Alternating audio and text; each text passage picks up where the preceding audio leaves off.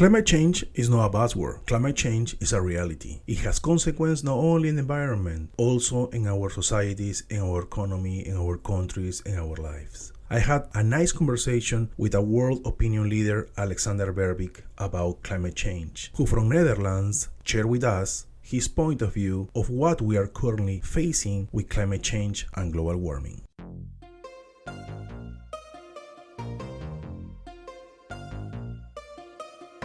This is Circular Podcast, the podcast that helps to create awareness about the effects of climate change, the real importance of sustainability, recycling, and circular economy. This is Circular Podcast, and I am Juan Carlos Giraldo.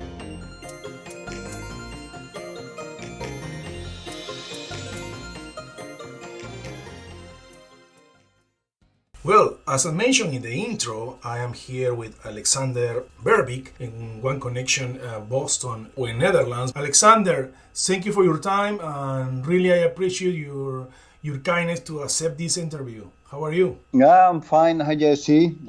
Good to be in your podcast. Oh, thank you so much. Thank you for your time.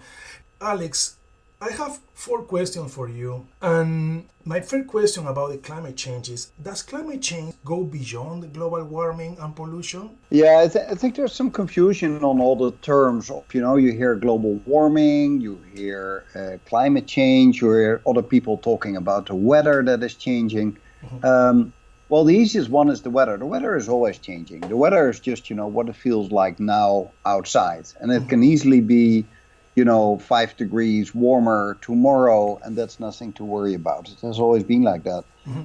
The global warming is that because of a number of reasons, but mainly because we're burning so much fossil fuels by, driving in your car and flying a plane, etc., that we produce a lot of CO2 and some other greenhouse gases, and they are, like a greenhouse. They are sitting high up in the atmosphere, exactly, and they trap the energy that comes in. So the whole planet is getting warmer. Mm-hmm. Now, climate change is a whole lot of phenomena together. So it is global warming is part of the changing climate. So one of the things that the whole globe is getting warmer. It doesn't mean that everywhere it is getting warmer at the same time. So let's say in the Arctic region, it goes at least twice as fast, if not more. That's why you hear so much about the melting of the Arctic, etc. But climate change is also that we really get weird weather. We get a lot of chaos. We get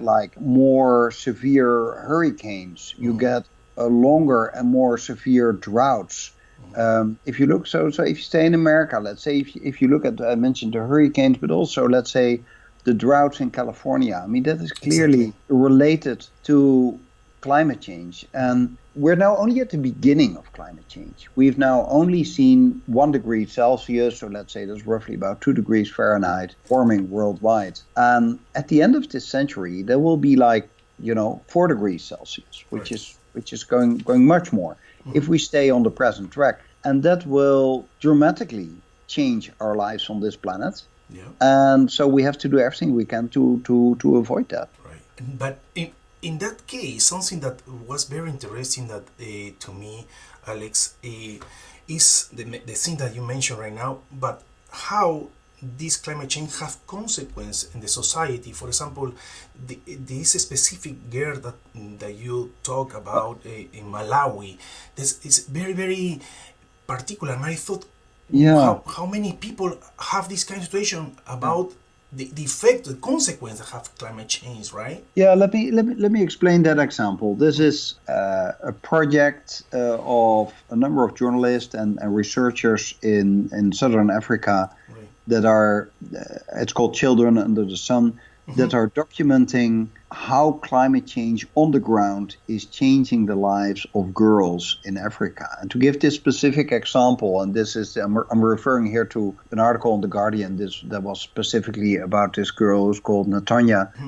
She's a girl of 13 in a family of 5. She has 2 older sisters and 2 younger siblings. It's a poor family in Malawi, and because of the extreme rainfall and flooding, in a way that you didn't have or that you hardly had before climate change, the land of the parents was washed away. The parents are left without an income, just like all kinds of other families.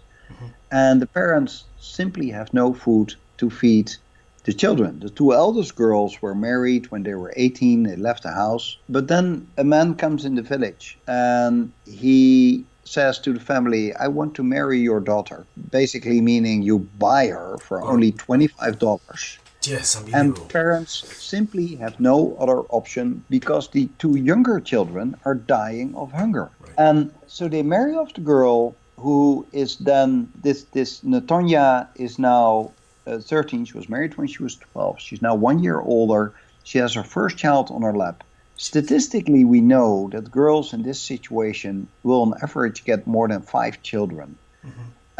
It's on average something like 5.2 or something. That's well researched. Whereas you know that, and she can no longer go to school. She is daily sexually abused. There's no other word for it. If an older man has sex with a girl of 13, this is rape and this is child abuse. And the parents feel terrible. She, of course, is in a horrible situation, and she will have those 5 children that will not get an education. Right. Suppose the situation would have been different, that the parents still, if not by climate change, they had lost their land. The parents would have, just like her older sisters, kept her at home until she was 18, would have given her some kind of education until that age, which is probably not up to the American standard. But educated girls up till the age of 18 on average get only 2 children, and they can provide a better future for those children.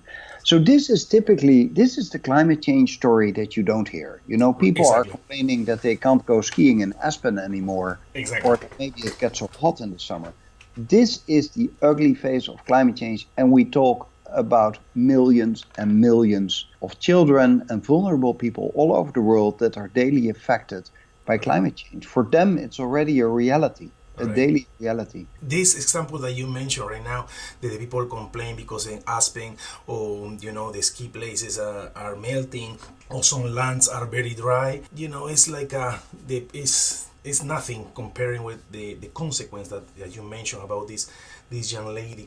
Now, Alex, the world in general, the business world, all kind of topics or the fields. Lately, we have buzzwords. So the people start to talk innovation, the people start to talk about business models, the people start to talk about digital transformation, etc., etc., etc. And lately, I saw people in general or companies start to talk about climate change. My question is, people, society, governments, corporations are aware of climate change, or they are using these like buzzwords? I think much more than 5 years ago. People are aware of climate change, especially now if we talk about, let's say, the Western world, about Europe and America. People are more aware for the very simple reason that it's very difficult to deny what you see happening around you now. It's much more visible than 5 years ago. You see these extremely hot summers, and you see this weird weather, these floodings, etc. So people are aware of it. That is one thing, but I don't think people are really aware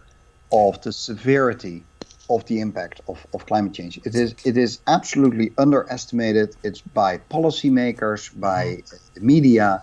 I think the only one that I'm impressed with, that really sees the reality and speaks about it in a very real way, is this 16-year-old girl in Sweden, Greta Thunberg, who refused to go to school anymore because she wanted to raise attention for the climate change.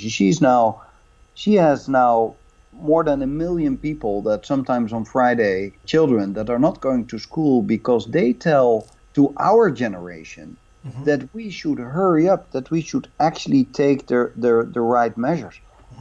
They see the reality. They know that, statistically, they are going to live until the end of this century, and by that time they will have children. They are stuck with the mess that we have created, and they're calling us to take much more action. So I think a lot of companies and politicians are, they talk about green stuff, but they do absolutely insignificant actions to actually stop the climate change. Right, and the most important is take the actions. I don't care if people talk or speak something. Take the action to save the planet. And something I remember when I watch your video is like the world, our planet is like a cover, like a blanket cover all our planet. That was very good metaphor. However, Alex, many companies are taking actions. Companies, corporations, for example, Sierra Club is one. Shell, for example, Shell just launched a podcast to spread the word about how they working in sustainability and climate change and etc. Patagonia is famous about that. Will you mind share with us what companies, in your opinion, are doing a great job against the climate change? Yeah, I mean, the first names that come to mind, I mean, Patagonia is obvious. I admire what they are doing. So if you buy any outdoor gear, try to buy Patagonia, because then you support companies that do the right thing. I mean, other names that come up to mind are, I mean, you tend to think, first of all, the big companies. I think IKEA is a wonderful example.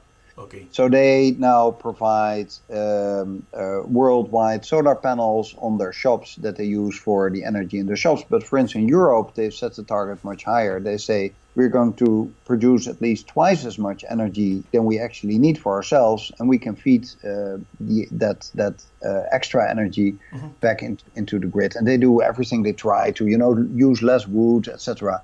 And I think about 1% of all furniture in the world is IKEA furniture. So if they, let's say if they would use, only half of the materials that they used before, or for instance, if they decide what they have done to stop using plastic everywhere, that really, really has a huge impact. And so it's a philosophy that I really support. Unilever is another really, really good one in many ways. They just proved that you can run an excellent multinational by being more sustainable. But you should probably look at much smaller companies. So take whatever, just one example, a company I was just reading about the other day, something called Semilla Sanitation Hubs. They are building small modules that you can place everywhere in the world to clean water. That's so awesome. they clean wastewater. They use the kind of technology that is used in Space Lab up in space to create clean water again. And then if you look at the kind of planetary change, not only the climate change, but planetary change. I normally talk about planetary security and planetary change because it's more than climate change. It's also about the water and the food and the biodiversity and the plastic and the oceans. If you look at all this kind of change, one of the most striking things is that in just 10 years' time, the number of people in the world that don't have daily access to clean water is growing from 700 million to 1.4 billion people. Imagine just for yourself what it would mean if tomorrow you would be part of that 1.4 billion. You suddenly don't have clean water out of the tap anymore. You have to walk for hours, and you get dirty water, and your children will get sick, etc. That is the kind of changes that we're dealing with. These 700 million extra people that don't have water. If you can provide these kind of sanitation hubs that they are producing, that you can create clean water again, I think these companies don't get enough recognition because they work on a smaller scale. They don't have the marketing budget. I think as a consumer, you should try as much as possible to take the right decisions. Where do you invest your money? Where do you buy? Be aware of what you can do yourself. So, for instance, when nobody buys the product Unilever so much. It's not that when I need shampoo that I'm going to look for the brand Unilever. No, you have to look at the bottle. And if I see Unilever is on there, I prefer that one more than another one because I want to support such a company. And you can do that in many ways. Exactly. This is a good point. This is something that is really good as well. Many companies here, for example, small companies, I saw here in Boston or in the United States and Latin America, some small companies or startups, they are focusing green environment, are doing a great job as well. So it's something that I learned from one teacher in MIT. He told me one day, even the small step or even the small article or a small tweet can help to spread the word and create more awareness. Alex, this is a good point. Alex, before finish this conversation, could you share with us any final thoughts or insights that you want to share with my audience? Please feel free, and also where the people can find you. Yeah, just where they can find me. I think the easiest way to reach me is just through Twitter, where it's at Alex Verbeek, which is Verbeek, but you can maybe add it to your podcast. Yeah, I'm also always looking for more followers. I already have like 200,000 on that account, and then more on some other accounts. Just write me a direct mail. I try to answer really everybody. But as some final thoughts, I think just sustainability or just circular economy in itself is, I love it, I support it, but it's not enough. I think ultimately we just have to change the complete economic system, a system what we have now where we continue to grow. We produce more goods, we need more resources, we are burning more fossil fuels, we're producing more waste, we have more and more people on the planet. Everything is growing, but the planet itself is not growing. Exactly. That simply doesn't fit. So we just have to end growth, or at least completely change the way that we define growth. And we should make the environmental damage that you create, you have to pay for it. I mean, if your normal, let's say your household waste, you pay to your municipality that they come and pick up your waste. But if you drive a car and you send all your waste into the atmosphere, then suddenly you don't have to pay for it. Or when you buy a flight ticket, we have to change the subsidy system. Why is it that you don't pay tax on your flight ticket? Why is it that you don't pay tax on kerosene for airplanes?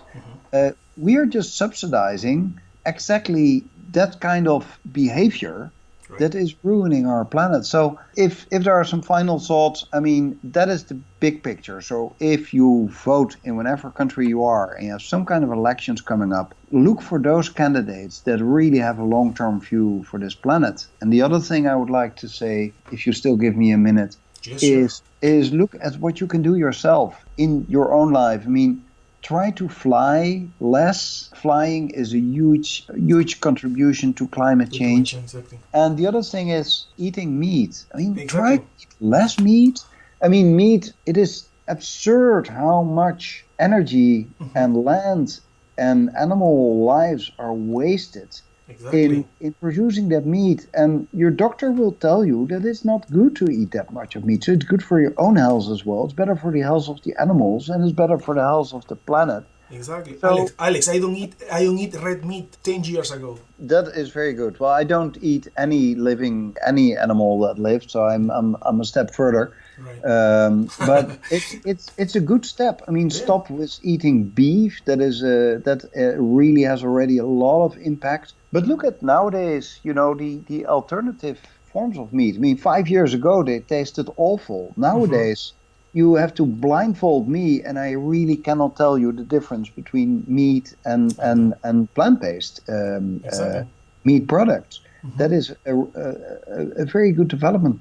Stop drinking milk, but change it by oat milk. Or almond milk, right? Yeah, so there's so much you can do yourself in, vote for politicians that take environment seriously, try to fly less or stop flying completely. That would actually be preferable. Stop eating meat, or at least eat meat less. And if that seems like something difficult, just try, every Monday not to eat meat, and then after a while maybe add the Tuesday to it, Right. And we're not talking about extreme measures. Exactly. Is the point. For example, use more bicycles. Use more bike instead of car to go to make grocery. Yeah. It's a good point. Even tiny steps, will help to protect our planet. Really. Yeah. I do everything on my bicycle here. I have a car that I bought 21 years ago, and I recently had it checked. Yeah. The guy said in the past year you've driven less than 300 kilometers. That's in US miles, something like 200 miles in a full year. Wow. I do everything with public transport, and I do everything by bicycle. I still fly. I try to fly as little as possible, but in my job, it's really hard not to do it. But I really try to combine my work in such a way that sometimes I stay somewhere longer, so I don't have to fly back and forth. Right. So within your own limits, try try to take it serious and inform yourself. Read about climate change. You have to know what your children are going to experience. Mm-hmm. This is very important. We have to learn more about, and this podcast probably will help many people to take, to think what's going on in our planet. Alex, I want to say thank you so much for your time. You're welcome, JC. No, thank you. I'm JC Giraldo from Boston, Massachusetts, and thank you, everyone.